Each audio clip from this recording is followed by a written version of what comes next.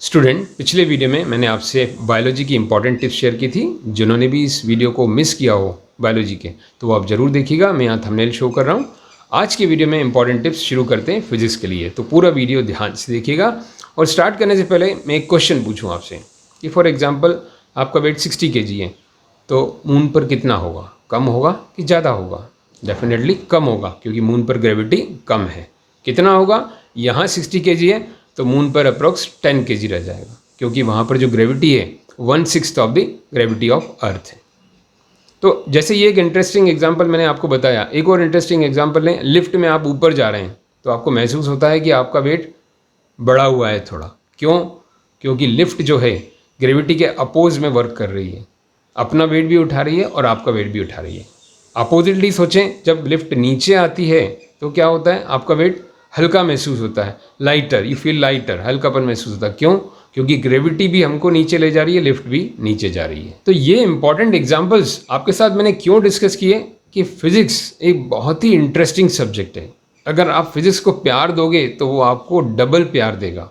इतना अच्छा सब्जेक्ट है। आपको पता है, खाली आपको एक लगन लगानी है, रियल लाइफ एक्सपीरियंस से फिजिक्स को जोड़ना है, तो आपको करने में बहुत ही मज़ा आएगा। फिजिक्स से अगर आपने लगन जोड़ ली तो आप लोग बहुत ही ऊंचाइयों को छू सकते हैं। साइंटिस्ट बन सकते हैं, मेंटर बन सकते हैं, लेक्चरर बड़े, जिसमें कि आपके लाखों स्टूडेंट दीवाने हो जाएंगे। क्यों ऐसा हो सकता है? बिकॉज फिजिक्स में जो कॉन्सेप्ट्स, डेरिवेशंस को हम लोग रियल लाइफ से जोड़ लेते हैं तो उसको करने में हमको मज़ा आता है, एंजॉय करते हैं फिजिक्स को। अल्बर्ट आइंस्टीन, महान साइंटिस्ट, उनके नाम से ही आज इक्वेशन है जिसको हम हायर क्लासेस में पढ़ते हैं, E = mc²। आइंस्टीन इक्वेशन के नाम से जानी जाती है। ऐसे ही सीवी रमन, जिनके नाम से हम क्या पढ़ते हैं? रमन इफेक्ट, जो कि लाइट की वेवलेंथ में जो चेंजेस होते हैं उसके बारे में इसमें बताया हुआ है, वो आप हायर क्लासेस में पढ़ेंगे। तो स्टूडेंट, आप भी अगर फिजिक्स को लगन से करें तो हो सकता है आप कुछ उसमें नया दे जाएं आगे चल के। न्यूटन्स के लॉज जो हम पढ़ रहे हैं आज, Newton's first law, second law, third law, Newton के नाम से। तो कहने का मतलब फिजिक्स इतनी इंटरेस्टिंग है, आपको खाली थोड़े से एफर्ट्स करने हैं, फिर आप खाली फिजिक्स को एंजॉय करते रहेंगे लाइफ लॉन्ग। मतलब अपना अचीवमेंट, जब आपको मंजिल मिल जाएगी उसके बाद भी आप फिजिक्स को नहीं छोड़ेंगे, इतना अच्छा आपको लगेगा। अब सवाल उठता है कि यहाँ 9th क्लास की शुरुआत कैसे करें। देखिए student, 8th class no doubt बहुत इजी था, आप पढ़ के आए। अब 9th थोड़ा सा टफ तो ज़रूर है, आपको मेहनत करनी है। लेकिन यहाँ पर सबसे पहला पॉइंट मैं आपको जो बताऊँ कि आपको NCERT से ही शुरुआत करनी है, क्योंकि कई बच्चे सेशन स्टार्ट होते ही पूछते हैं कि कौन सा रिफ़्रेशर हम यूज़ करें, कौन सी रिफ़्रेशर अच्छी है, एस चांद अच्छी है या और कोई रिफ़्रेशर अच्छी है। तो देखिए, रिफ़्रेशर तो आप तब करेंगे जब आप NCERT से कॉन्सेप्ट क्लियर कर लेंगे। सीधी सी बात है, जैसे वैक्सीनेशन का पहला डोज लगा ही नहीं है, सेकंड डोज की बात कर रहे हैं, तो पहले आप NCERT को अच्छे से ग्रैब करके अपने आप में बिठा लीजिए, दिमाग में बिठा लीजिए कॉन्सेप्ट पूरे। उसके बाद आप सेकंड डोज यानी कि रिफ़्रेशर पे आइए। तो NCERT से सबसे पहले आपको अपने बेसिक कॉन्सेप्ट क्लियर करने हैं। देखिए, ये पहले भी मैंने बताया हुआ है कि NCERT से जब आप पढ़ें तो अपने खुद के नोट्स बनाएं। कभी भी आप दूसरे के नोट्स पे डिपेंड ना रहें। खुद के नोट्स जो हम बनाते हैं, लिखते हैं, वो ब्रेन में अच्छे से इंटरप्रेट हो जाते हैं और एग्ज़ाम तक आपको याद रहते हैं। एग्ज़ाम में जब आप आंसर लिखने जाते हैं तो अपने नोट्स रिकॉल जल्दी हो जाते हैं। तो अपने ऑन नोट्स बनाएं। अब दूसरी बात, NCERT की जो प्लानिंग स्ट्रेटेजी क्या होनी चाहिए, इसके लिए आप ध्यान से सुनिए मेरी बात, कि जो भी आप चैप्टर पढ़ें उसको डिवाइड करें। कैसे? एक आपका हो गया थ्योरी, एक आपका हो गया कॉन्सेप्ट्स, थ्योरी के बाद बेसिक कॉन्सेप्ट्स क्लियर करना है, तीसरा फार्मूला एंड डेरिवेशन, चौथा न्यूमेरिकल। ये 4 पार्ट्स में आप अपने चैप्टर को डिवाइड करके पढ़ेंगे तो बहुत ही आसान लगेगा। फिर से ध्यान से सुनिए, theory, basic concept, formula and derivations और न्यूमेरिकल। अब इन चीज़ों को अपन एक छोटे से एग्जाम्पल से समझते हैं, चैप्टर से। एक चैप्टर ले लेते हैं हम, मोशन। आपका फर्स्ट चैप्टर है मोशन। मैं फर्स्ट चैप्टर से समझा रहा हूँ, तो आप हर चैप्टर को ऐसे ही पढ़िएगा। मोशन में जैसे आपका सबसे पहला टॉपिक है डिस्टेंस एंड डिस्प्लेसमेंट। तो ये हो गया थ्योरी का पार्ट। आपने डेफिनेशन याद कर ली। डिस्टेंस बिल्कुल simple, actual length of path, जो हम डिस्टेंस चलते हैं, एक्चुअल लेंथ ऑफ पाथ जो वास्तव में हम चलते हैं। डिस्प्लेसमेंट, शॉर्टेस्ट डिस्टेंस, जो हम बिल्कुल एक पास से, लॉन्ग पास से चलते हैं, लेकिन इनिशियल पॉइंट और फाइनल पॉइंट के बीच में जो डिस्टेंस रहता है वो क्या है? डिस्प्लेसमेंट। तो ये आपने थ्योरी कंप्लीट कर ली। अब इसको कॉन्सेप्चुअल वे में करना है तो अपना ऑन एग्जाम्पल क्रिएट करिए। कॉन्सेप्चुअल वे में कहने का मेरा क्या मतलब है, आपको कॉन्सेप्ट स्ट्रॉन्ग करना है तो क्या करना पड़ेगा, अपने ऑन एग्जाम्पल मतलब रियल लाइफ से कनेक्ट करके देखिए। फॉर एग्जाम्पल डिस्टेंस की बात हमने की, अपने घर से स्कूल का डिस्टेंस मान लीजिए 10 मीटर है, तो आप घर से स्कूल गए, स्कूल से घर आए, टोटल डिस्टेंस 20 मीटर हो गया, 10 + 10, क्योंकि डिस्टेंस क्या है, एक स्केलर क्वांटिटी है। स्केलर क्वांटिटी मतलब उसमें डायरेक्शन का कोई महत्व नहीं है। आप एक डायरेक्शन में जाएंगे तो भी 10 है, अपोजिट डायरेक्शन में आएंगे तो भी वो +10 है, 10 + 10 20। Displacement vector quantity, scalar quantity देखिए क्या होता है जिसमें डायरेक्शन का रोल नहीं रहता है, खाली मैग्नीट्यूड 10 10। अब डिस्प्लेसमेंट वेक्टर क्वांटिटी है, डिस्प्लेसमेंट कितना होगा, 10 मीटर गए प्लस में, लेकिन जब आप 10 मीटर आए वो माइनस में है, क्योंकि वो वेक्टर क्वांटिटी है तो उसमें डायरेक्शन जब अपोजिट जाएंगे तो उसका साइन चेंज हो जाएगा। ये होती है वेक्टर क्वांटिटी जिसमें डायरेक्शन का भी रोल होता है। तो 10 + -10 तो हो गया 0, 10 - 10 0।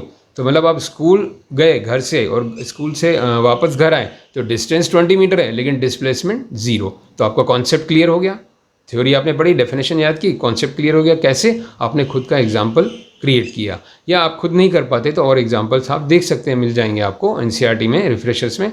तो आपका टोटल डिस्प्लेसमेंट 0 हो गया, डिस्टेंस 20 हो गया, कॉन्सेप्ट क्लियर।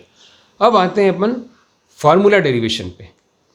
फार्मूला, कोई भी एक फार्मूला पकड़ें, जैसे v = u + at, ये आपकी इक्वेशन है।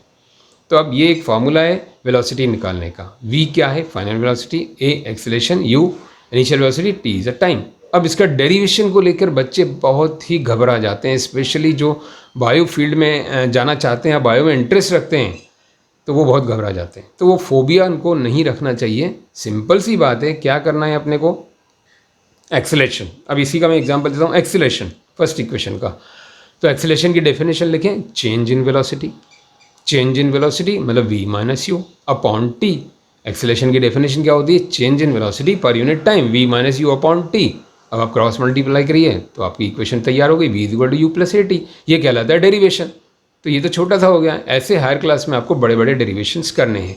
तो अभी से आप आराम से, धैर्य से, बिल्कुल दिमाग लगा के डेरिवेशंस में इंटरेस्ट लेंगे तो बड़े बड़े डेरिवेशंस भी धीरे धीरे होते चले जाएंगे। तो स्टूडेंट, थ्योरी हो गया, कॉन्सेप्ट हो गया, डेरिवेशन फार्मूला हो गया।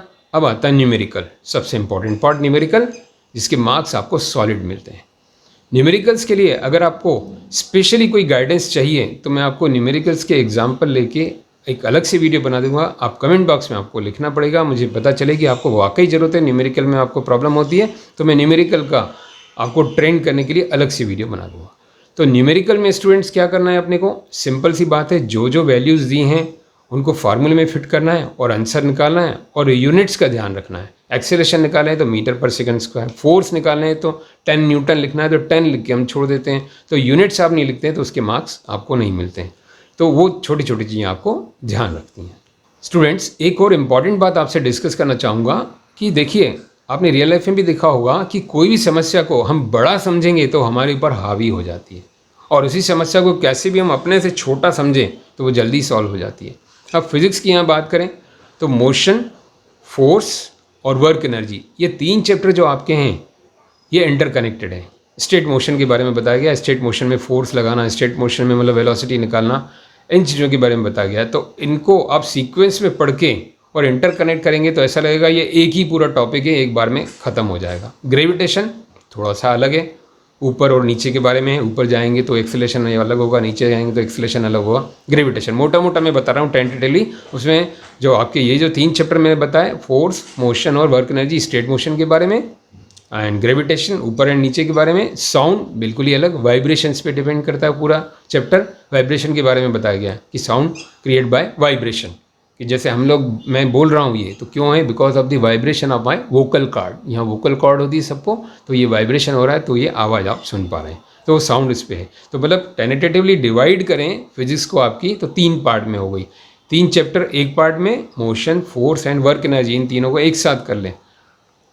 ग्रेविटेशन एक पार्ट, फिर तीसरा साउंड। तो आपको फिजिक्स को आपने छोटा बना लिया, आपकी समस्या को बहुत ही छोटा बना लिया। 3 पार्ट में आप उसको पढ़ाई करके अच्छे से कर सकते हैं। तो ओके स्टूडेंट, आई होप कि आप समझ गए होंगे ये जो आसान टिप्स हैं उसको करके आप फिजिक्स को बहुत अच्छे से कर सकते हैं। और नेक्स्ट वीडियो में मैं आपके लिए ले आऊँगा केमिस्ट्री के लिए टिप्स।